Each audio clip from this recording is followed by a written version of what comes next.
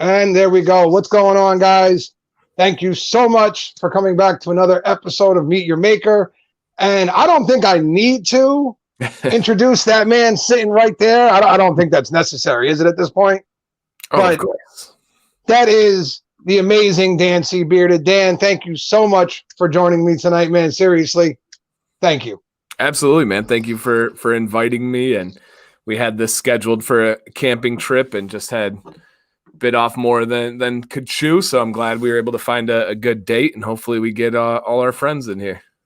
Yeah, man, I hope so. And I just want to say that camper seems like the greatest thing your family has ever purchased. Oh, without a doubt. It's changed our lives. It's worth every penny. The Blackstone can kind of compete with the camper for best purchase ever, but yeah, it's been amazing. We have 4 more trips planned. Our next one is in Petoskey, Michigan. If anybody knows what that is, Petoskey is famous for these Petoskey stones. They're old, like coral rocks. They're just beautiful. Oh, wow. And Maddox is obsessed with rocks. He collects rocks. He paints them. He like hides them so people can find them. So we scheduled this one just so Maddox could go find these rocks. Oh, wow, that's pretty cool. I think every kid gets obsessed with rocks at some point in their journey. Probably. I think we've all had those moments. I wanted to be a paleontologist when I was a kid. That's like, I used to go into our backyard and dig underneath our deck and find rocks and say they were all fossils, and I had a little area for them to sit in the water. Yeah, I think every kid has had those moments in life. For sure. So let's say hello to some people. What's going on? Ken from Bluegrass, Bearded Metal Chef. I see Chris, Sober Chef, Tyson. Look at all you guys in here, man. What's going on, guys? Good to see everyone. It's kind of odd having Dan in that. The only time I've been on the screen with Dan is when Dan was doing something, for the most part. You know, like when he did his celebration the one night, and he literally just messaged me and was like, here's the link. And I'm like, wait, for tomorrow? Because we were doing something the next day. And he's like, no, now. Like, I didn't even say anything. I just sent the link. Yeah. Yeah, no, there was no warning. He just sent the link. I was like, wait, I'm going on now? Then I'm looking at my phone. I'm like, I got like 40% left. I hope it doesn't keep me on long. And hello to everybody. Man. Thank you for everybody saying hello and hitting the thumbs up. You got a good ratio right now. We got 18 in here, 13 thumbs up. So we're doing good.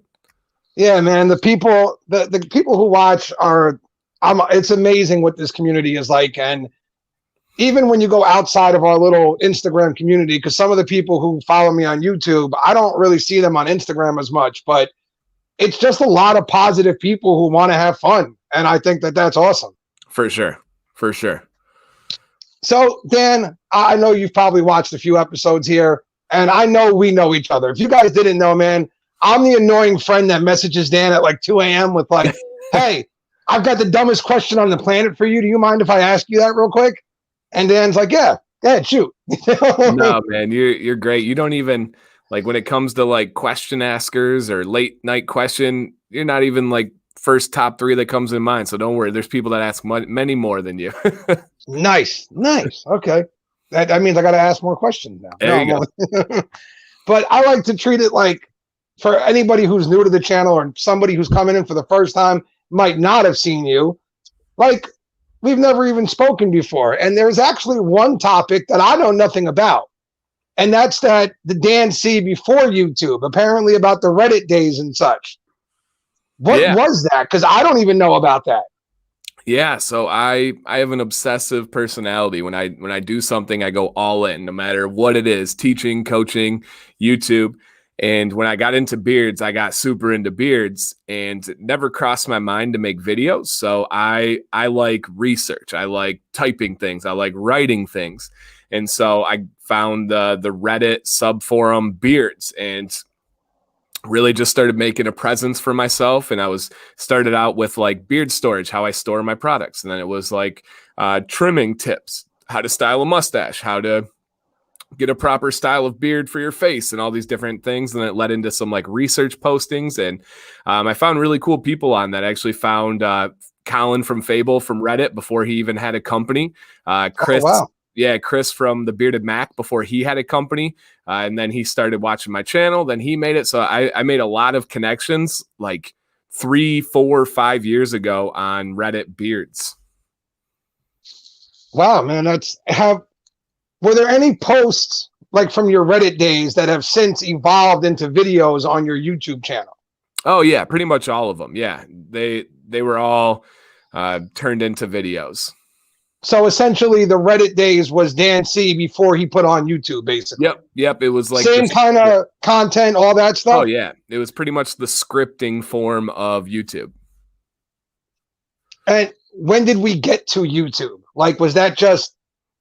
Did you decide that? Was that something that you and Sam talked about? Because I got to tell you, I think it is awesome how much Sam supports you. Because I've been on the other end of the spectrum there, having someone who doesn't understand this world at all in your life. So I think it's awesome how much she supports you. Yeah. So I was watching videos. I was all on Reddit, and it was just a random day in July of 2018. So 2 years ago, just over 2 years ago. And I was watching a video, and she just came over and was giving me like a little shoulder massage and was like, "Hey, I think you should do this. You'd be really good at it." And then next day whipped up a video. It was my intro, and was like, I kind of came up that night, got obsessed with it, didn't really sleep, and came up with like a plan, a vision of how it was going to be different, how I was going to approach the channel. And I made the intro, then made a review, and just got rolling from there. Yeah. And I mean, it seems like you've been rolling ever since. I mean, what are you closing in on 29,000 now? Yeah. Yep. I mean, I think that's amazing coming from someone who has a channel now and sees what that grind is like. And we all know it's a grind. Like you're for sure constantly trying to find something original, something that you think is going to catch somebody's eye and bring people in. So to see the way you have been growing lately, to me, is very impressive, because to me, it looks like you're gaining around 100 subs almost a week. Yeah, no, so a week I'm usually gaining, depends. Some are slower right now. But usually a week I'm gaining 500 to 600. Wow. Really? Mm-hmm. That's amazing, dude. I get excited if I gain 2. Me too. I follow them closely. I check everything, but yeah, spring I was gaining a lot. I had a couple of days that were plus 100, and then it slowed down a bit with the summer, and now I think it'll start picking back up again. But usually, my median point's about 50. If I'm above 50, that was a really good day. If I was below 50, I think about why, I evaluate it, that type of thing. Wow, that's amazing, dude. I can't wait till I want to know that feeling. So for guys just getting started, though, Dan went through the same thing. I'm pretty sure we all did when you were first getting started. I don't know how long you went through it, but I'm almost positive Dan had that same growing pain. Talk to the YouTubers, man, because some of us out there get frustrated. I've shown many guys. I've had many guys, I use the word cry, which isn't probably true, but I've had many guys cry to me about how they've gone through this, they're not gaining, blah, blah, and then I show them a screenshot of my first 6 months. I say, like, look here, and it shows like this really slow incremental growth, really low numbers, and then it just started exploding from there. And so I show them the screenshot of the 6 months, just that, and they're like, okay, that's nice. Then I show them like the lifetime, and you see that little cut out of there, and it looks like this tiny little thing and then big growth. But 6 months is a long time. Most channels don't make it 6 months. Yeah, it's true. A lot of the channel, what I see too is, and something that I've kind of learned from watching your channel, is that more than content per se, because content is king, we all know that, but consistency and a schedule is as important as anything else. And that's something I learned from you. Oh, it's everything. There's a part of the reason you get success early on is because you treat it like you want success, right? Scuba obviously isn't posting regularly because of his house, but he's earned that. He's earned the base, he's earned the platform, the algorithm, and everything. Before then, you got to show YouTube that you're going to reward them when they put you in the suggestions, right? They want people watching YouTube, so they want to make sure that you're going to keep people coming. Yeah, and that's something that, again, me and Dan talk on the regular, and it's something that me and Dan had a conversation about, because as you guys know, I started this with my brother, and that turned into a bit of an issue because rather than the consistency, I was putting out one video a week sometimes because he wasn't around to film, And Dan knows this. I struggled with, well, if I move on by myself, am I like betraying my brother? Am I doing the right thing? But as always, Dan's always there to give me a kick in the ass when I need it and straighten me out. So always there. But it was a good thing though, because once I kind of got more consistent, more on a regular basis, you do see a difference. It's a real thing. It's not just words. It does matter. Absolutely. And I never give unsolicited advice. I never go tell people, hey, man, I think you should do this, because that comes off the wrong way. But when people ask me questions, I give honest answers. And sometimes that's led to people strongly disliking me and hating me and all this stuff. But people that really want to grow like you, I always say I would answer the way I want someone to answer to me. I don't want fluff. I don't want people saying, oh, this don't worry about it. I tell the truth. And I've always loved and respected how you've responded to it. And it's coming from a good place and good intentions. But that's a big thing for me is you've listened to it. You've taken your own adaptation of it, whether it's with it or not. And then you've like improved and moved on. But there's a lot of people that get like sensitive about that and get their feelings hurt. And then oftentimes the channel doesn't make it, or they don't like it anymore. So I always respected that. When we have our talks, you're always like, you come back and you're like, hey man, thank you. I needed that, even though it may not be easy to hear. Yeah. I think the problem there is, like you said, if somebody comes to you for the advice and then they get mad at the advice that they're given, I think sometimes they already knew what the right thing to do was. They were hoping you would tell them something different. For sure. Trying to talk him out of it, kind of thing. And that was like I told you with your brother, man. Great dude. Love him on camera. But you can tell where your guys' hearts are. And the key thing is that's okay. Like, it's okay that he wasn't as into this as you were. And again, that's okay. That's all right. That's fine. Yeah. Yep. It's something both of us have had to learn too. And like I told him, he's not gone. If he wants to do a video, he's always more than welcome to come in and do a video. Absolutely. I've just got to move on and do my thing. And again, when I messaged Dan, there was no, like he said, there was no fluff. There was no nothing. Dan just was like, well, I'm going to just tell you exactly what I think. And this is it. And it's funny. Sometimes when we ask somebody a question, we already know the right answer. And sometimes we're just looking for that validation. We want to know somebody else is seeing things the same way we are. Mm-hmm. And I think I just needed someone to tell me like, yeah, dude, you're right. You'll be fine on your own. Go ahead. Go do it. For sure. For sure. And that happens a lot. A lot of guys will be like, hey, what can I improve? And if you ask 10 people what you can improve, 9 of them are probably going to tell you that you're doing great. Just keep being you. But yeah, we know how that goes. Yeah. I'm just curious. What's the ratio for you? How many people have asked for your advice and you've seen them not take it and then you don't see them anymore at all? So it's usually pretty clear cut. It's usually the people that talk to me, that come in my streams, that comment on my videos. They usually take it to heart. Ken from Bluegrass commented that I was a big part of his channel, and he's embellishing a little bit to be nice in the moment, but thank you, Ken. But he's a super supporter. So I know when he asks me something, he's looking for an answer and he takes it serious. The ones who usually don't are guys that have a channel that have never interacted with me before. And it usually is 2 things. Hey man, can you post about this, such and such? And then, hey man, how do I grow my channel? And I know they're not going to listen to me. So I give my advice, and then usually it's kapoof, they're gone. Essentially what they want is like me to give them a shout out or post something for them. To me, the way I feel is like sometimes when they ask you this, they're not even really looking for advice. They want you essentially to grow their channel for them sometimes and put the posts out there and try and get their video to blow up for them. And like I said, social media, YouTube, all that, it might be a different form of work or whatever, but it's a grind. You got to go out there and do it yourself. Nobody's going to do it for you because nobody pulled Dan C up. He had to do it on his own. For sure. And I've had a lot of people that still strongly dislike me. Some might be watching. Hello. Where they ask me to post, and I usually just ignore the message, because if I have a relationship with you, I'm going to, right? When you have your charities, when you have that stuff like that, you don't have to ask me to post. I'm going to do it because that's what I want to do, you know? And so when I don't repost it, they get angry. And I think there's a lot of people that just repost because they're scared of what happens if you don't, right? If I don't do this, then people are going to think I'm a bad guy and all this stuff. And I don't worry about that stuff. I just be myself and let the chips fall where they may.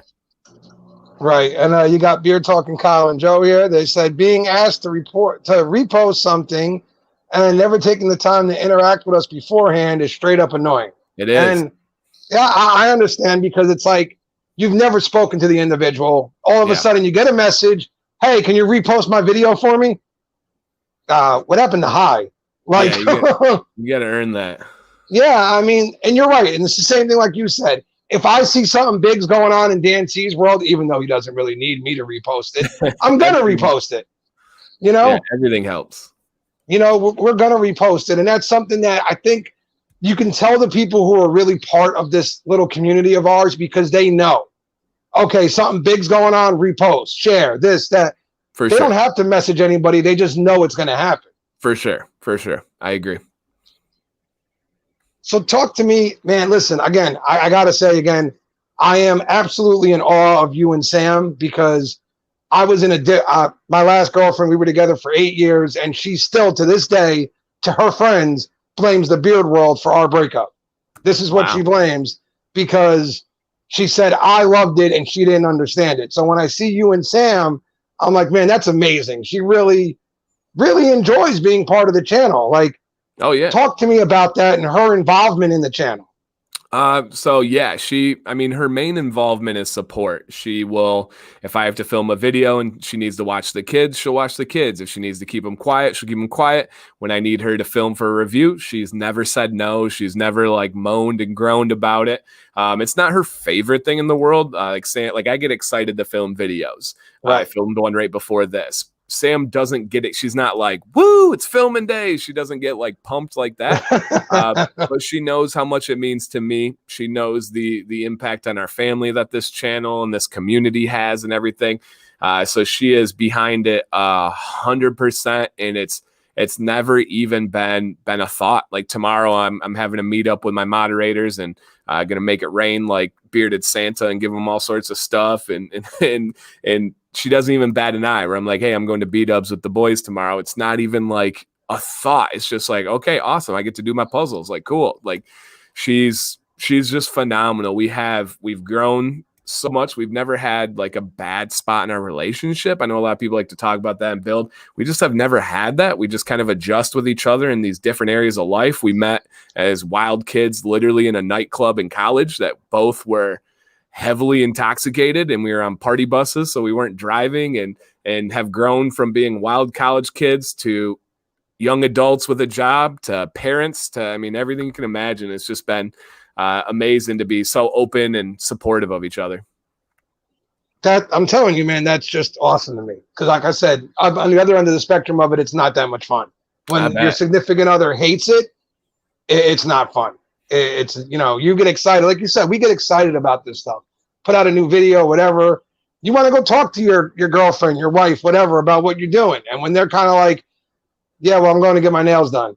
Like, that kind of kills your mood, Oh, for sure. If I ever mention a video idea, she's like, all right, let me hear it. And then we talk about it. She's like, oh, well, in the girls' hair world, this. And she relates to it and adds to the conversation. And one of the beautiful things with camping is it's nothing but time. We drive 4 hours to get there. It's just me and her talking. We get to the campsite. We're at the campfire and the kids are in bed. It's just me and her talking. It's nothing but time. And it's just, it's beautiful. Yeah. So I got to really ask you a question here. Yeah. How the hell do you get into water polo? Like, how does that happen? So my story is kind of crazy. I was a basketball player my whole life. I was really good, high-level basketball player. That makes sense. We actually moved schools so I could play at a better school and a better AAU team, the Flint affiliation, the FA, this famous team in Michigan. And I was on a track to play college basketball. And my sophomore year, we're going against Carman Ainsworth High School, this guy by the name of Otis Wiley, who ended up going to play pro football, undercut me on a dunk, slam dunk, undercuts me, fall down, snap my ankle, compound fracture. My bones are sticking out like this. And Wow. Rush me to the hospital, get titanium bars put in my ankle. And I'm 15 years old. And the doctor's like, hey, man, you're never going to play basketball again, at least on like a competitive level. And I'm like, nah, doc, I'm going to Michigan. I'm playing basketball, probably play overseas after that because I won't be athletic enough for the NBA, but I'm going to make a living on basketball. I'm going to coach after that. This is the path. And he's like, no, you're never playing like that again. And I was just rocked. So I went back to school and I had a guest teacher, which is the craziest luck of all time. My teacher ended up having hip surgery. And his guest teacher was an All-American swimmer, went to Oakland University, made the Olympics, ended up not going to the Olympics because he served in the Marines. But he was like, hey, dude, you're tall, you're athletic, swim season is coming up. You should try swimming because at worst case scenario, it's great rehab for your ankle. So I was like, all right, let me give it a shot. Water polo is already done for the year. So I try swimming, tear it up. All state, blah, blah, blah, blah, blah, blah, blah.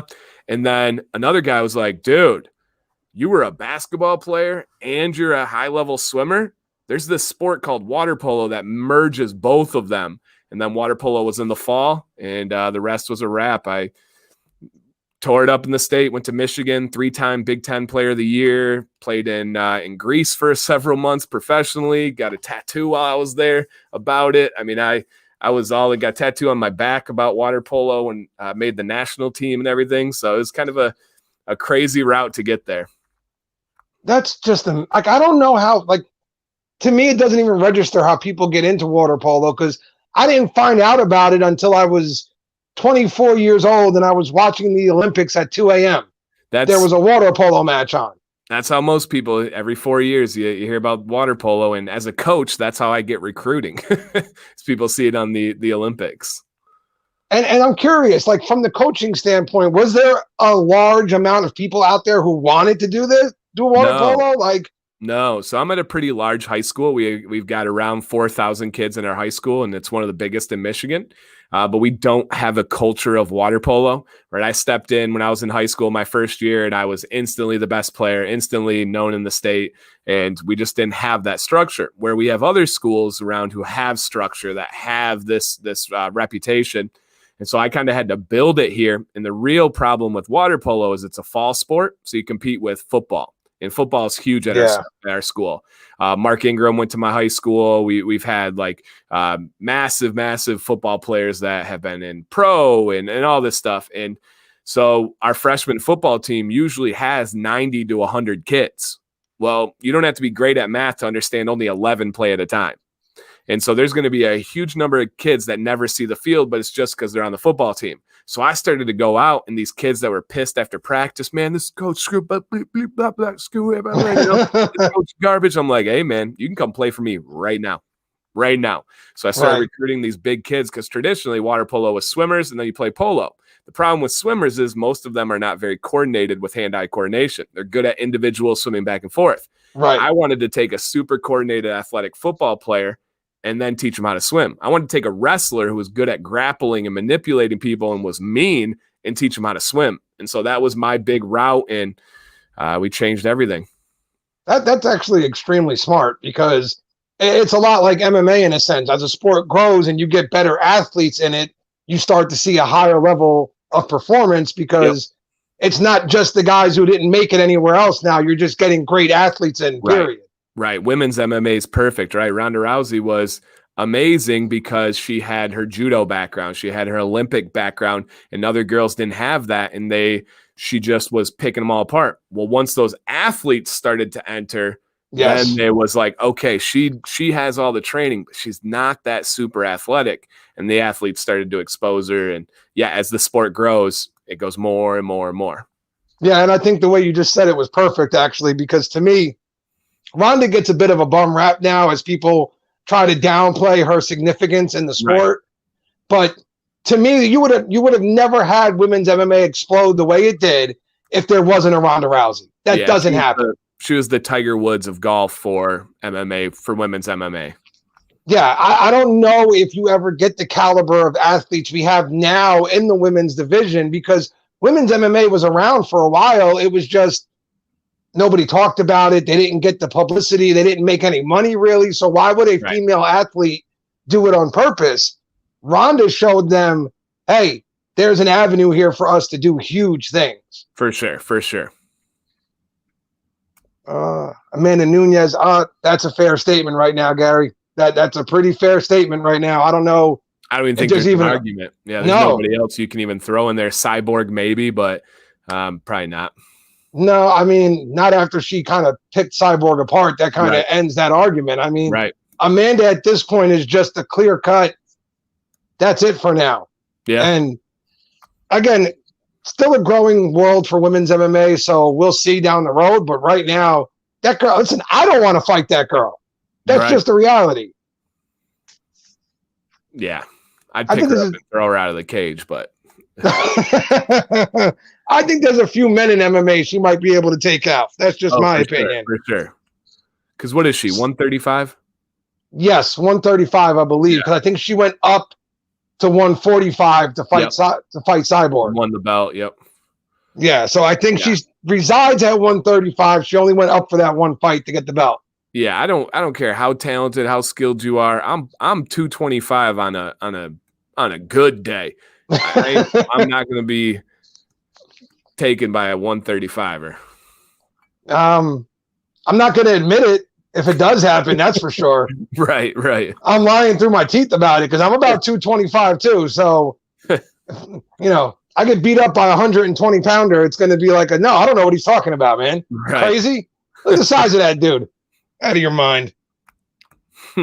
Mrs. Bluegrass, hello. She asked, what hat am I wearing? This is Twitch Beard. He's actually in here right now. No, you got a Twitch hat. Very nice. I have two. Yep. So that is Mr. Twitch. He was in here, at least. I don't know if he still is. Twitch is usually around. He's usually around. He's always in my channel and stuff. Twitch is a good friend, too. I've had him on here. That was actually Dan's idea, too, by the way, guys, just so you know. Yep. That night that Dan was supposed to be on and he was out with family. And I give Dan credit because he messaged me and he said, listen, this is the situation. If you can't find someone to fill in, dude, we will make it work. He's like, but I have an idea. He was like, reach out to John and Twitch and talk about the streams and talk about the charity thing. And it turned out to be a really cool stream when we did make it happen. And yeah, I think the three of those things showed one thing about this community. There's a lot of good people in this community that all want to do the right thing.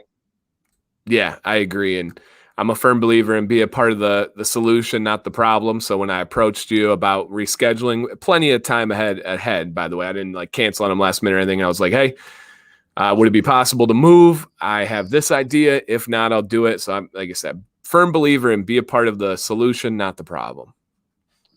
Miss Bluegrass, we're close. We're close. And that's an issue because not so much for me and Sam, while we're enjoying them very much. The real problem here is my little nephew. He absolutely loves them. So the day he walks in here and there's no cookies left, there's going to be a real problem. I don't, that little dude can get angry when he wants to. So what's going on, Joe from Beard Octane? What's going on? So you kind of brought up your college years and all that stuff. Talk to me about the difference between single Dan C and the college years and all that versus the Dan we all know now. Dude, not even a resemblance, not even anywhere near. And none of this is hidden. You can ask Sam. Sam knew the different Dan, and she kind of tamed the beast, and my work tamed me. I was a wild man. I still have never done a single drug in my life. I don't judge anybody that does. There's many drugs that I have no problem with. I just never did because I was drug tested as an athlete for all of high school, all of college, and even after when I was playing after on a couple different teams, national and all that. So I just never did drugs. So I wasn't wild in that way. But the big thing, and Sam, again, she's seen it. She knows I randomly used to love fighting. Like I would get in crazy brawls and loved it with a passion to the point where I've woken up in the hospital before. I was arrested and spent the night in jail before. It wasn't mean. It wasn't like anything that was like a big nasty thing. I just loved to fight. Not I'm anymore. sorry. Wait, the Dan that like smiles, the giveaway guy, and I was still that dude. I still smiled, but I just liked a good brawl out in streets of Ann Arbor. like for no reason, like you just decided, you know what? I feel like punching someone in the face tonight, kind of No, thing. no, there was usually a reason. As most people know, hate it or love it, I'm a very confident person. So in college, we would do things like we would indulge in beer pong. We would play some passionate games of cornhole, and if I was better than the other team, I like to let them know that. And so I would often have many words for them, and they oftentimes didn't appreciate it, and so we would kind of get into a mutual combat situation, which Michigan was. It no longer is, but we used to be a mutual combat state where if two grown consensual adults agreed to fight, you could fight without any consequences. Now that's not true. You both get charged with assault. But we would have these fights, and I just enjoyed them. And even when Sam and I were dating early, I still got into many altercations. One time, good scrap, came back to my parents' house, woke up in the morning. My dad was like, "What is wrong with your nose?" I'm like, "What are you talking about?" My nose was sitting sideways on my face. I didn't even realize it because I was so in the moment. So I went to the doctor, and the doctor was like, "We got two options. We can see how it heals, and then eventually you're going to have surgery and have it rebroken, or you could bite down on this towel, and I'm going to set your nose right now." And that's what we did. And it was one of the worst feeling pains I've ever had in my life. It was awful. And my dad was sitting right next to me in the hospital when the doctor reset my nose. Yeah. I used to box as a kid. I know exactly what you're talking about. And that's literally how doctors say it. They're like, you can, bite down on this real quick and we'll just pop that thing back into place. Yeah. And you're right. It's a terrible feeling. It's horrible. Yeah. And just totally different. The resemblance of me right now is not anywhere in the world. So in college, you often have two camps. You have like the fraternity camp, and then you have the athlete camp, right? The fraternity guys all live together. The athletes all live together. Okay. And I was on the athlete camp. And so we would oftentimes kind of torment each other. And that was where a lot of those scraps happened. One night I was going down a popular road in Ann Arbor with a Borat singlet. You remember that, the little like bathing suit thing from Borat? Yes. I had that on walking down the street, and that led to many altercations. I am absolutely in amazement right now. Yeah, and this is nothing hidden. My wife, full force, has seen it. My wife has full force been supportive of me. She knows that there's only been like one or two times in our like mature life where it's come up, and I almost killed a Canadian once. We were in Canada in Toronto and had a really, really good interaction with a Canadian gentleman. Dude, I am like, who would have thought me and Dan had so much in common at one point in life? Right. Because that was me, dude. Listen, we've all got a past. Nobody's proud of it. And I thank God every day for my daughter. I tell everybody this. Without Sam, I probably wouldn't have made it this far in life. That's just an honest truth. Mm-hmm. I was the same way. I like to go out. I like to power drink, and then I like to get into a fight. Yeah, same. Literally, that was the way I planned out my evenings was, okay, I'm going to drink, and then I'm going to find somebody to get into a fight with. That's that. Yep, same. And like you said, I never went up and punched somebody, but I would push buttons so we would get into this mutual. Yeah, all the time. And college, Dan, my first 6 credits, so my first semester of college, I failed all 6 classes, every single one. Wow. To the point where I was on scholarship for athletics. They made me sign up for a study skills course that I had to pay for, but I got no credits for it. It wasn't a credit class where they had to teach me how to study. And then I had to retake those classes to try and get credit for it. And that led me to switching my degree. I was originally going for to be a radiation tech person. My buddy's dad owns a big MRI company, and I didn't know what I wanted to do. And he was like, "Hey, man, if you get your MRI tech degree, I'll give you a job making $100,000 your first year out of college." And I was like, huh? 100,000? Yeah. When I'm 22 years old? Deal. And then I went to college, and it was like biology, and you were learning about tree bark and fungus. And I'm like, why am I learning about fungus when I have to take pictures of a mussel? This is stupid. I couldn't relate to it. I was like, I'll never use this. And then I started coaching in college at Ann Arbor Huron High School, which is right down the road from Michigan. and I fell in love with teaching a sport. And I figured, hey, man, I wonder if I could teach a subject. I like history. I wonder if that would be the same. And then in college, I took classes about history, and I was like, this makes sense. I could teach about this one day. So I got really into it and did really well after that. So I'm like absolutely in amazement here. So like teaching was never a thought in your mind until that day? No, not even a thought. Never. So I never used to have a lot of patience. And my mom would tell you this. A lot of people I had no patience. I would snap. That led to the fights. That led to me ending relationships, all these different things because I had no patience. I was a go, go, go, go, go. I still have that now, but with some doses of patience. Never in a million years considered teaching until I started coaching in college. Wow, dude. And that's amazing to me because when I first watched one of your videos and I didn't know you were a teacher at this point, I like as soon as I saw it and I found out you were a teacher, I said, that makes so much sense because the way he conveys information and things like that, everything you do seems built around a teacher's personality. And it is. And I was teaching for 7 years before the channel. So much of that was already ingrained in me. And I approached the channel like a teacher.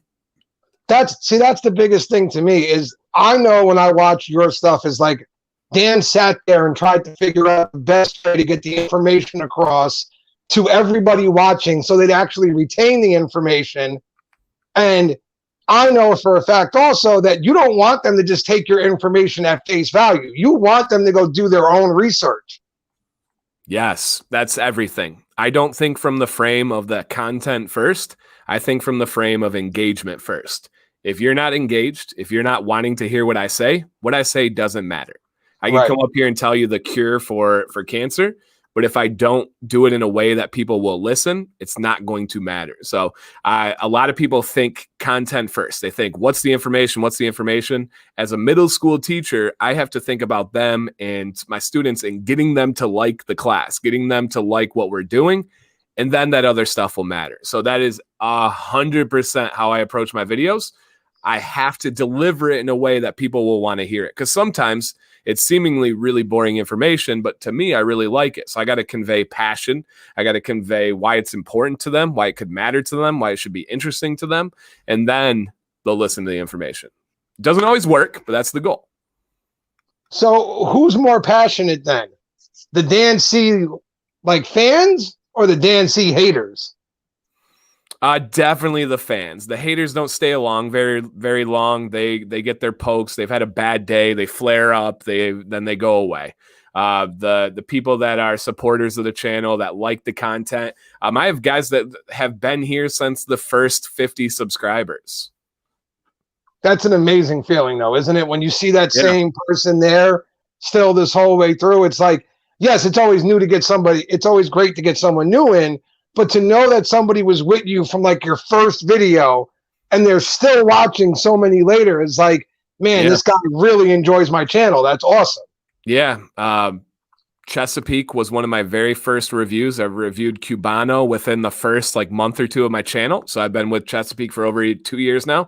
Beard Octane was one of my very, very first. Beard Octane was the very first big package I received. Right. When you start getting stuff from companies and everything, Beard Octane, I still to this day have never asked for a company for a single thing. Still to this day. And Beard Octane was really like one of the first that sent me a package. I didn't ask for it. I didn't even really know it was coming. And it was this massive box with a crazy amount of things. And I was blown away. And that was super early on. Random fact, Beard Octane and Dan C. Bearded's channel and company started within, I think, a week of each other. Wow. Really? Mm-hmm. So you and Joe have been together almost since both of you got started pretty much. Yep. Nope. Spot on. Like very, very, very beginning. Gary's like, hey, you heard my name. Joe, don't bring our personal life into this. Beard Octane, Joe. Oh, well, I'm sure you guys have a bit of a bromance going on. I'm positive. Oh yeah. We've fortunately been able to hang out several times. Oops, wrong chat. Yeah. We've had the chance. I've been able to hang out with, and that's another amazing thing, man. Is like I love this connection online, but I've met so many people in person as well. I've hung out with Gary several times, hung out with Joe several times, Terry, the owner of Norseman, Joe and Kyle in here I've hung out with. I mean, just tons and tons of people. Shan, that you have Royal Beardsman behind you. I've hung out with him, his wife, his children. Tons. I could keep going and going on all the different people I've been able to hang out with, which has been amazing. And you know what? There seems to be this weird thing where it's like reviewers and companies and things like that shouldn't be friends. But I think that's almost an impossibility once you start to work with someone as much as you've worked with some of these companies. You're going to get to know the owners. And if they're good people, a friendship is going to happen. That's just a normal thing. It's not a bad thing. I don't think so, at least. I think it's a good thing. And part of the reason why we're able to do the things we're able to do. Yeah, people are dumb. People are sad. People are depressed. They put things out there through their lens that doesn't need to be. A symbiotic relationship doesn't have to be bad, right? Because a reviewer helps a company, because a company helps a reviewer, is not a bad thing. It doesn't mean it hurts the consumer. In most cases, it helps the consumer. So there's all these things that people try to impose their negative thoughts, their sadness of their life, and it's just them looking through a dirty glass. How about you try cleaning the glass and then come back and see how it works? You know, I've never truly understood some of the hate that has been thrown your way. And you're right, there's not a ton of it, but there is a small little dedicated group that likes to. Oh, there's a ton of it. It's just not sustained. It comes and goes. And I just don't talk about it much, which is a good thing. I don't like to illuminate it. We had somebody, Mo, message me the other day, just a super nice message. He was like, "Hey man, I just want to say, like, thank you for everything that you do. No one's ever gone through as much as you, ever. No one in this game, and I've never heard you talk about quitting or taking a break or any of that. So I just want to say thank you, man." And it's like, yeah, it's not even a thought. It's nothing that I even consider. You know, and like you said, I know you don't give them much light, so we won't today either. But the one thing I've never truly understood is when the monetary end gets brought into this, the money you're making off of your channel. Because to me, whether it's you, whether it's Scuba, whoever it is, if they have built their platform and they have earned their spot, and the company and them have an understanding and they're both happy with the situation, it's none of your business. And it's not. Why is that a bad thing? People will say you shouldn't make money off stuff you love. Show me a teacher that goes to work for free. Show me a teacher that loves their job. I can give you hundreds of thousands. Yeah. But show me a teacher that's going to go in tomorrow on a Friday at 7 a.m. for free. Just because you love something doesn't mean that you shouldn't be compensated for it. Yeah, I've never really understood it because, again, just because you say, like, he says he's here because he loves this stuff. Well, he is, because first of all, not every video he puts out is a paid, like, you're not getting paid by a company to put out your curly beard tip video. You know what I mean? Three videos a week. 2 of them people like to forget are information, tips and tricks, right, non-reviews. People just like to look at the other one. Right. And again, like I say, he does those things, and then it's also, he's earned the spot, though. Like, he's there because he's earned it. He's put the work in. It's like anything else in life. You lay the groundwork, you do your job, and then when you get somewhere where you can reap the benefits from it, that's not a bad thing. That's what you strive for. That's why you do this. Right. You want people that cheer your successes, not pray for your downfall. You know, you want people that are going to celebrate that. And it's, and again, with me, I've been nothing but completely transparent. I've never hid a single thing. I answer every question. I do it with a smile. I do it from a positive way. And sometimes people interpret that in a different way. You know, and that's the funniest thing to me was the one time I had someone run to me and say, I guess they saw me comment on one of your videos or something. And they ran to me and they said, you know, he got paid to make that video. He gets paid to do this and this. And I said, yeah, I know. He's never hit that, though. Like, it's right. Not like that this is a secret. No, me and Sam recorded a video. It was like 7-8 months in that's titled Why We Changed Our Mind About Affiliates. And we broke down with Sam in there about why we started to accept affiliates. And essentially it was, there's nothing wrong with that. There's nothing wrong with getting compensated for what you do and for being honest. I mean, people are like, well, can you talk bad about a review if they paid you? Yes. Would you like me to make a playlist of all the companies that have sent me stuff, paid me, and I said, don't buy this? I said, this is the worst thing that's ever touched my beard. Would you like to go through the court cases that I've had? I mean, it's just crazy. It's just people are sad. They just want to impose their thoughts, their negative intentions on it. And the good news is that stuff doesn't last, right? They come and go. The platform remains. And actually, this was Wednesday last night on Major League Bearded. We had this whole conversation because I recently have been sent stuff by Brio, the Zero Gap Blade. I was sent stuff by Aberlite, and both companies for a long time now, for literally over a year now, have offered me affiliates, and I've turned them down. Not because I don't think they're amazing. I think the Brio is the best trimmer that's ever been invented. Aberlite is a top heated brush, but it just gets old dealing with people bringing that down and bringing that up. Oh, another affiliate. Oh, and it just gets so tiring. And everybody, a guy by the name of Chris Thomas had great comments. He was like, as your platform grows, so should your affiliates. That only makes natural sense. Stop listening to them. Do it right. I'm like, yeah, you're right. You're right. But that didn't stop my support for Brio. That didn't stop my support for Aberlite. If I gain an affiliate with them, nothing's changed. I still have that same support, Yeah, I'm sorry, dude, that people even made you feel that way, because what Chris said is absolutely true.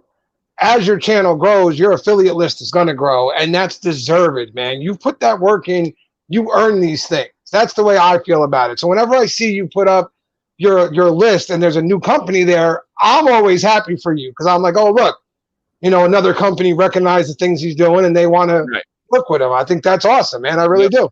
And affiliates are not permanent. People forget that too. Sometimes you try them out because it's great in the moment, and then it doesn't work for one side or the other. They don't talk about the 5, the 6, maybe 7 by now that have been removed. I mean, it's not something that I'm stuck in and say, hey, I have a chance to make money off this company. They're going to stay. No, it needs to be right. It needs to be true. It needs to be mutually beneficial. I've had affiliates that I don't have anymore because we just stopped having a relationship. We don't interact. I'm not trying their new products. They're not supporting the channel, and it just doesn't work out. And that's okay. We don't hate each other. We don't trash each other. It just wasn't meant to be. Yeah. I mean, and that's, I think that's part of life too, though, right? Like you're going to have relationships that fall apart, and it works that way with this too. Absolutely. There's different phases, right? When you go through life, there's different phases of friends. You have your college friends, then you have your married friends, then you have your friends from work, and then you have your friends that have kids, and you go through these different phases in life. It's the same with a channel. I talked about last night. My biggest thing that I love, I came up with a term. I think I came up, somebody may have had it separate from me, but I call it the radio theory. People love like let's say a song, for example. People love a song when they find it, and it's small, it's theirs. They're discovered it. Not a lot of people know it. It's an amazing song. They're passionate about it. But the second that song hits the radio, hey, Sammy Cakes. Dan says hi. Cookies, because there are way less. I got the live. Take the cookies and go. What stream would it be? What stream would it be without Sammy? Is that Mrs. Bluegrass's cookies? Yes, those are Mrs. Bluegrass's cookies. That's awesome. That's awesome. Happy belated birthday, Sammy. Dan says happy birthday. Thank you. I'm like really tired. All right, go eat your cookies. I love you. But yeah, the radio theory, people love it. Then the second that song hits the radio, oh, that song's garbage. That song's overplayed. Yeah. The problem is it's the same song. Just because more people know about it doesn't mean they dislike it. So with a channel, you start out and there's like a passionate following because you're theirs. You're the smaller channel that they feel intimate with. And then as you get bigger, they feel like it's not as cool anymore. So there's peaks and valleys in life and in channel and affiliates. I mean, just everything. So of all your affiliates, and I know you've had a few that you've dropped recently or I won't say dropped. I won't word it I like that. dropped But a couple recently. Yeah. has there been any of them that really bothered you? Like Oh, ones that yeah. you had to separate from and there was like real issues there? One. Yep. One for sure. Not the other ones were kind of just, hey, man, it didn't work out. We're good.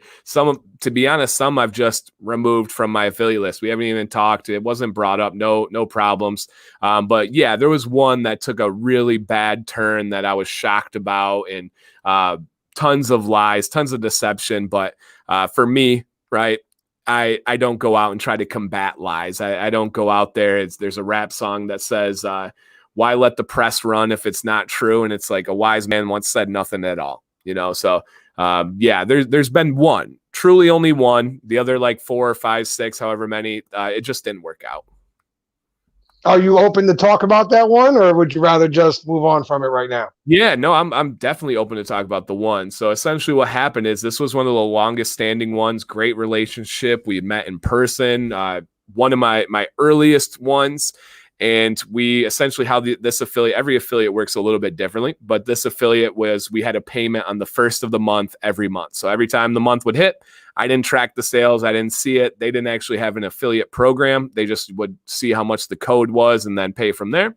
And then on the first of the month, there would be a PayPal deposit, and it would go in, boom, I'd shoot them a message. Whoa, thank you guys. Crushed it this week. That live stream was amazing for launching that oil or whatever. Right. Talking, hey, I'm glad your wife's doing well. How are the kids? Blah, blah, blah, blah, blah. Chopping up. Then they started slowly drift away. The affiliate numbers were going lower and lower and lower. And it was no problem. Still talked, still supported them, did a live stream. And then 1 month happens and there was no deposit on the first. I'm like, okay, no problem. They're probably going through something. Nothing on the second, nothing on the third. So on the 7th, it's a week later, we've had an affiliate for 18 months. Never an issue. Never once. So 7 days later, and the message was essentially almost exact words. I said, hey, just checking in. Hope you guys are doing well. I noticed there wasn't any affiliate deposit this week. Truly, no worries. I can be flexible. You guys know me. Let me know what's going on. And they wrote back and unleashed. You are all about money now. How dare you, scum of the earth. You have changed, blah, blah, blah. And I was like, whoa. I wrote you a very professional, very like anybody would be like, yeah, dude, it was a week later after 18 months of never having an issue, and just snapped. Their COVID brought out the worst in people. They're going through tough times, and you're asking about something we had an agreement on that you've never mentioned. I mean, 100%. And then they came back and said the reason why that there was no affiliate that month is because they were giving an automatic code. When people bought, they automatically put a discount that was bigger than mine. But the issue was they never told me. Right. I was never contacted about that. I never saw it. I genuinely had no idea. And so they said, you didn't have any sales this month. And I said, really? I had 0 sales? Like, that's the first time in 18 months I had 0 sales. And they're like, are you questioning us? Are you calling us liars? I'm like, no, that's just wild that I didn't have any sales. And then they told me about the coupon, and I was like, that's crazy. You never told me that. I said I would have had no problem with that because they were trying to help people for COVID was their reason. Right. And I would have had no problem with that, but they never told me, never once. And yeah, then the smear campaign went on that I was a sellout. I was only for money now because I asked about the agreement that we had for 18 months. So, I mean, that's crazy. 18 months of a strong relationship too, correct? Like, great. And all gone over one message, essentially. Yeah, that's what started everything. Exactly. Yep. That's what started. Yep. And again, from what it sounds like, a very professionally worded, honest, just, hey guys, just checking in. And by the way, notice this wasn't there. Just wanted to know what was going on. That's all. 100%. Obviously, people know me. They know I'm a teacher. I don't live in any other world than putting things professionally and thinking it through and everything. So even if I had negative thoughts and intentions, I would have never put it in text. I didn't, truly. But even if I had, I would not have been anything like that. So it was what it was. I was just shocked, literally, because I asked about it. And it was 7 days later. I was a sellout. It was crazy. It was wild. Is that your worst experience so far? Oh, dude, not even comparable other than the lawsuits, but that one was the worst personal one. How many lawsuits have you had? 3. And have any of them actually gone against you and like ruling wise? 2 of them they dropped before we went actually to court. One we went to court and crazy swing of an outcome turned into a positive that I can't talk about yet. Wow. Okay. Mm-hmm. And those are all over what? Negative reviews, basically? Yes. Yep. From the guy who doesn't give any negative reviews because he gets paid? Yes. They sent me stuff. They paid my fee. I did not recommend them. I had negative things to say. One was a reaction that I had. I had a reaction to an essential oil. And they messaged me. Essentially how this works. They messaged me and they're like, hey, thanks for the review. Can you take it down? And I'm like, no, I can't take it down. Essentially, I was honest in the review. I said, right. And I'm very clear when companies contact me. Keep in mind, I've never once that's right, Gary. I've never once asked a company. So I've never reached out and said, hey, can you send me stuff so I can review? Hey, will you pay me so I can do your stuff? They ask me, hey, Dan, can you do a review? Yes, this is my fee. This is how this works. And so I never, and I'm always very honest. I say the fee is for my compensation. I'll send the exact script to every company. I send it to anybody that ever wants to ask, and it's very clear. And so they're like, can you take the video down? I'm like, no. And they're like, okay, well, now we're going to legally tell you to take the video down. And I'm like, well, no, you're not. I understand there's 2 things protected in law, opinion and fact. And I actually know what opinion is in court, and I actually know what fact is in court. And right. So, the 2 went away when they found out. Usually it's done for a scare tactic, but they actually drafted up paperwork. They actually sent me paperwork and said, hey, we're going to court. I got them in touch with my sister. My sister said, that's not a smart move by you guys. And they went away. One went to court, and I was sued for, so the video had 10,000 views and their product was $7.50. So they sued me for the idea that everybody that watched my video would have bought their product, but didn't because of my video. So they did $7.50 times 10,000 is what they sued me for. That's amazing. I mean, It really is. Like, it's incredible to think about it. And I know from talking to you, that's the reason you have that flat rate, because you show the same rate to everyone and you tell all of them, hey, this is the flat rate to be on the channel. It does not guarantee you a positive review, though. Oh, it just guarantees you that. Yeah, I will look at the product, basically. Yeah, I'll read you I just have a copy and paste because it's a great thing, but I get messaged by probably 3 companies a day every day. And I say, of course, I would love to try and review your products. I do have a review influencer fee of blank currently. This does not change the honesty of the review, but rather is just compensation for the time, effort, equipment, and valuable influence. Let me know if you want to make it happen. Period. And out of those, let's say you said about 3 companies a day, right? Yep. So out of those 3, how many of them actually follow through with the whole process after they see your charge fee and all that? 1 a week, so maybe 1 out of 25.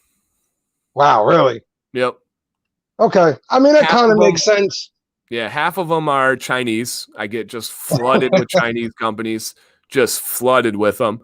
And then the other half are there's a small portion that is really serious. They understand business, they understand marketing, and they get it. But then there's another portion that's just taking a shot in the dark. They don't, and it just, it is what it is. And the reason why I started charging is I could not keep up anymore. When I first started out, I believe I say in my introduction video, I had purchased 60 beard oils before I started my channel, and that was on purpose. I wanted to make sure that I was never going to have to ask a company for anything. 60 different companies, by the way, not just beard oils, 60 different companies. And some were samples, some were full, some were in store, some were bargain things off Amazon, but I had 60 different companies of beard oils, and that ensured me that I would never have to ask. And so, as you know, you've experienced a slow trickle starts where people are like, hey, can you review our products? And I'm like, oh my gosh, yes, heck yeah, let's do it. And even I did an early one on Billy Jealousy. They sent me stuff awful. You can go watch it. I talked about how bad it is. And so even early on, right from the very beginning, I was very honest with it. But then those free reviews started to be too much. I was getting one every other day. I was getting one a day, and it was impossible for me. And I would ask anybody that criticizes this, in what way would I be able to filter between those? If I do one review a week and I have 7 companies asking me to give free stuff, what would be a fair way for me to filter between those? So the way was by putting a fee. That was going to get rid of the people that weren't serious real quickly. And then the ones, and if it drove away too many, I had my own products to be able to review. I didn't rely on free stuff. Right. No, I mean, and you're right, though. That feeling when you first start getting that trickle effect and companies reach out to you and they want to send you stuff, it's a pretty cool feeling, man, especially when you're first getting started. Still is to this day. Yeah, still is to this day, man. And I also had Billy Jealousy send us some stuff, and no. The scent profile was very nice. One of the best ever. Devil's, what was it? Devil's Delight or something? Yes, Devil's Delight. Yes, I think that's it. Scent profile was amazing. Phenomenal. All of their scents are great. I had a couple by them. Phenomenal. But again, you can go back to the very beginning and watch, and I'm like, no, it's not good. Now, have you ever had a company that, let's say, reached out to you, wanted to work with you, was willing to pay the fee, the whole 9 yards, but there was something in their business practices or something that you didn't agree with, so you turned them down? Yes. If something is inappropriate that I would not show or say in the classroom, I will not cover them. There's companies that I love, but I just can't cover them. It's just not possible for me. I can show every single one of my videos in my classroom with my principal sitting in the back of the room. Truly, every one of my videos. But there are some, and it doesn't mean the company's bad. Let me be very clear here. I will give an example. And I'm not saying they reached out. I'm not saying they offered. But I really like the owner, and I know you like this company as well, but I really like the owner of Chronic Beard Co. Yeah, Mike. Really like what they're doing there. I could never review that. And people would say, well, it's hemp seed oil. You talk about that. Correct. But the labeling and the branding would not be able to be allowed in a middle school classroom. I cannot say Munchies or Chronic with my principal in the building. Right. I understand. Half-baked or other things like that. So for that one, even if they said, hey, I would pay you this much and stuff, I could not do it because of my channel. Right. And I understand. And I think that's something that gets lost with a lot of people is that, and again, something you've always been upfront about, is your channel is the family friendly zone. Like that's the way you've run this from the very beginning. It's the way you run your lives, everything. Yes. You say it all the time. You're one of the few channels where when Sam is in there, I don't have to worry about what the guys are talking about and all that stuff. I know Sam can just be in there on my phone because she likes watching you. Yes. And people will criticize that and they'll say, why do you say donkey, but you can say bastard? Well, in history, there is a bastard in a textbook. A bastard is a son of a father with a different woman than the wife. That is in history. I could talk about that. The other one, the term for a donkey, I couldn't say to a 7th grader. It just would not work. The principal would say, there's another word for that. You can use mule, you can use donkey. So people make fun of it. They're like, why don't you just say that? And I'm like, I always go by the rule. If my principal was watching, what would her feedback be? Right. And just so everybody knows, it's a little bit upsetting that my daughter's favorite beard channel, by the way, isn't mine. No, it's that guy's. And she makes that very well known, by the way. Oh my God. It's not the truth. It's just a tool she uses against you. No, it's probably the truth. She has to deal with me every day. So watching me on YouTube, probably not the most fun. True. So if Dan C wasn't doing beard videos, would you be on YouTube still, do you think? I don't know. I have no idea. If it didn't come up then, I have no idea. Like, is there any other topics that you could see out there that might have led you to a YouTube world or maybe even a podcast world? Oh yeah, for sure. And we are not done. I have massive plans. I have actual business plans for a 10-year plan. I have business plans for a 15-year plan. Like I really am going to do some stuff. So yes, there's some major topics, some major things that I'm going to do. We actually today secured our camping channel. So we're going to start a camping channel very soon. It's going to be not consistent, not as serious as the Beard channel, but it's going to be some really good stuff for those that want to watch. Now you're going to do, like you said, you're going to do all new channels for this, right? Yes. So you're not one of those guys who, like me, I'll just do whatever on my own channel. You like to have different dedicated channels for. Yes. Okay. And I understand the thought process behind that. I do. I get it. People are on this channel for Dan C. Bearded and the beard tips and all that.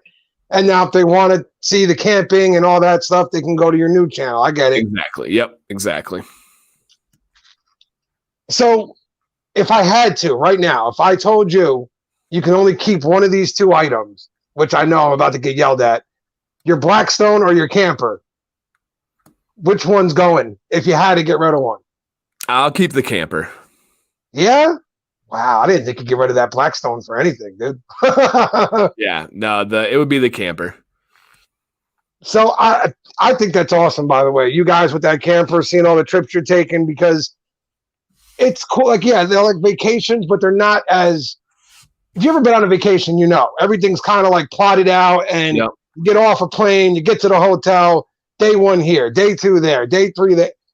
It almost feels like work half the time going on vacation. Yeah, sometimes the best part's getting home.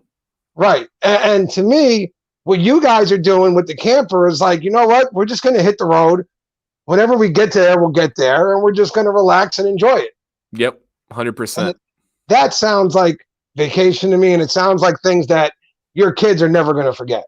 And that's why we did it. We were talking, and we had some big vacations planned for the summer. We had a big vacation planned for the winter. We actually had Hawaii planned, which I've never been. Yeah, and that all had been kaput. And so we were like, what can we do? And we were like, what did we do as kids? And we were like, we both went camping. And we were like, man, I was like, I loved going to the little camping store and buying candy. I loved fishing. Sam's like, I loved walking around and riding my bike and getting leaves and all this stuff. And we were like, man, we need to make this happen. But I was like, I don't want to live in a tent. I want to shower in my own shower. I want to go to the bathroom in my own bathroom.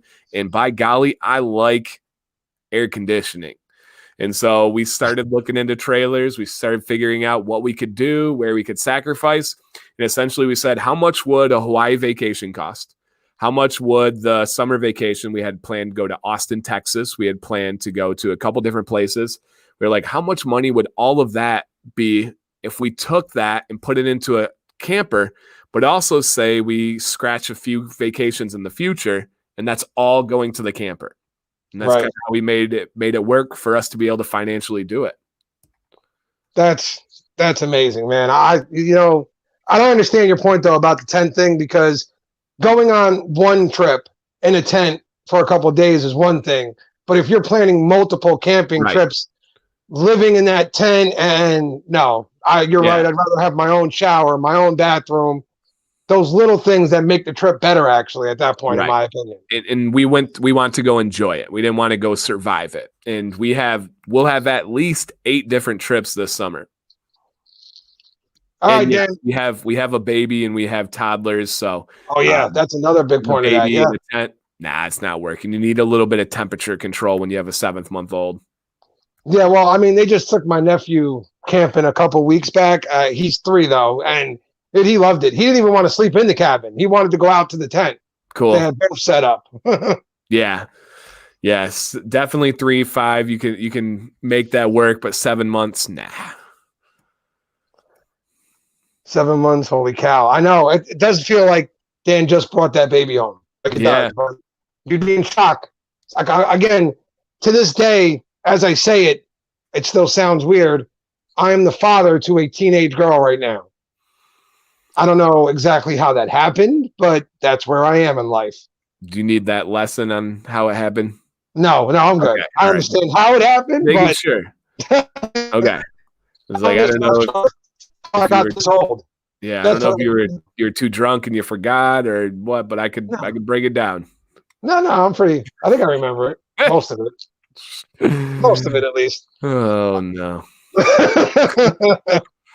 So, my friend, if you've watched before, you know I got my little lightning round. Just a bunch of random questions I throw at you. So, if you're all set, we'll go ahead and go through those real quick. I was born for this. Hit me. All right. Bottled water or tap water? Tap water. Steak or chicken? Steak. Favorite candy? Reese's. Wow, I thought that was going to be harder for you with your love of candy. I thought that would take a little longer. I didn't want to think too much. That would get depressed. Favorite cider? J.K. Scrumpy. NBA or the NFL? NBA or NBA. Favorite team? Pistons. All right, here comes my little MMA section. I had to do this. It's you, dude. I mean, Bring it. all right. GSP or Anderson Silva? Anderson Silva by a long shot. Such a good answer. Such a good answer. Fedor or Randy Couture? Fedor. Rousey or Cyborg? Rousey, because she didn't do steroids. Very good. See? Very good. Connor or DJ Penn? Connor. Chuck Liddell or Frank Shamrock? Chuck Liddell. Michael Bisping or Luke Rockhold if they ran it back? Luke Rockhold. Luke Bisping's got too much scar tissue. Yeah, and I mean, let's all. The story was great, but he kind of caught lightning in a bottle that day. Yeah, yep. If we're just being honest, you know? All right, a little bit, moving on here a little bit. Rice or Moss? Randy or Jerry? Oh, Moss. Dude, huge Randy Moss fan. Yeah, I don't blame you. Randy, if he had just played football and not let his head get in the way so much, that dude would have owned every record in the book before he was done. Oh, yeah, the Brady Moss year. Yeah, that was ridiculous. It wasn't fair. Until the Super Bowl. Yeah, until they ran into some team. I don't, from my area. Nah, we don't go there. No? Okay. Joe Montana or Tom Brady? Tom Brady, the greatest football player of all time. Peyton Manning or John Elway? Peyton Manning, because I didn't get a chance to watch Elway much. Okay. Fishing or hunting? Fishing, strongly. Your Blackstone or your beard products? Beard products. Yeah, okay. I was just making sure. Blackstone's never made me money. Not yet. Don't count it out. True. Favorite comedian? Theo Von. Really? I thought I was going to hear Joe Rogan there for a second. No, he's not funny. He's a terrible comedian. Fair enough. Favorite superhero? Batman, because he doesn't have any superpowers. Nice. Very good answer. Battleship or Monopoly? Monopoly. The beach or the woods? The beach. Any place, bucket list kind of thing. One place you want to visit above any other in the world? Alaska. Oh, dude, so bad. I want to go so bad. We're planning it roughly for my 40th birthday. Sounds amazing. Rap music or rock? Rap music. Tupac or Biggie? Biggie. Oh, see, finally. Thank you, dude. Thank you. LeBron or Michael Jordan? Oh, goodness. What's the context? What's the question? I'm going to say just like this. You're starting a team, and you can have either one of these guys in their prime. Michael Jordan. Okay. Better player? So, more gifted, more statistically accomplished, more tools, more athletics, everything LeBron. But if I'm starting a team, I'm taking Jordan because he's the most cutthroat competitor of all time. That's what I say. LeBron might be the most gifted athlete we've ever seen on a basketball court. On planet Earth. But Michael was a killer, plain and simple. Yeah, yep. Favorite bar soap? Ooh, favorite bar sub. Okay, because this is a good one because I have a lot that I enjoy. Let me run through some here. I There love you the go. pine tar soap from Beard Octane, the ginger jamboree from Beard Octane, everything from sweet tea and biscuits, but specifically volcanic. I really love the tea tree from Beard Brand. That is so good. There's some other good ones out there. If I had to keep one for the rest of my life, it's probably the Beard Octane Pine Tar Soap because I like the oats that are in it. Very nice. Very nice. I like that breakdown too. I haven't gotten to try Beard Brand yet, but I'm sure I will eventually.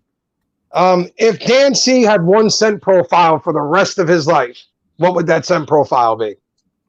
Ginger Jamboree. Very cool. Okay. Are you into comic books at all? No, Like, I mean, besides Batman. So you wouldn't be able to tell me who was your favorites, the Avengers or the Justice League? I know the Avengers, so the Avengers. Kickball or dodgeball? Dodgeball. Thank you, dude. We need dodgeball back. I don't care what anybody says. Pizza or tacos? Tacos. Hot dog or hamburger? Hamburger. Favorite ice cream? Mint chocolate chip moose tracks. Oh, dude, where's Sam? She'd be thrilled right now. Winter or summer? Winter. Thank you, sir. And then the last two questions, everybody knows them by now. How do you like your steak, sir? Medium rare. Oh, God. And does pineapple belong on pizza? With ham, yes. No, dude, it doesn't belong on there at all. It's not supposed to happen. Oh, yeah, baby. With some ham on that boy. No, Please. I even got Matt Serra. I've got a clip of him saying it doesn't belong there. He's a former world champion. He is. That is true. Oh, that's the lightning round, Dan. Thank you very much, my friend. Absolutely. And I love the fact that Dan was like full lightning round mode. He was like, question came in, fired the answer out. That's what it's about. There was no thought process. It was just boom. Here we go. Gary said you forgot the best question. I forgot what question did I forget? We did the pineapple on pizza. We did the steak thing. We did steak. Oh, said how many times to hit the button at B-Dubs? 3 times. How many times? Oh, okay. Great answer. Yeah, no. Dan has been awesome, guys.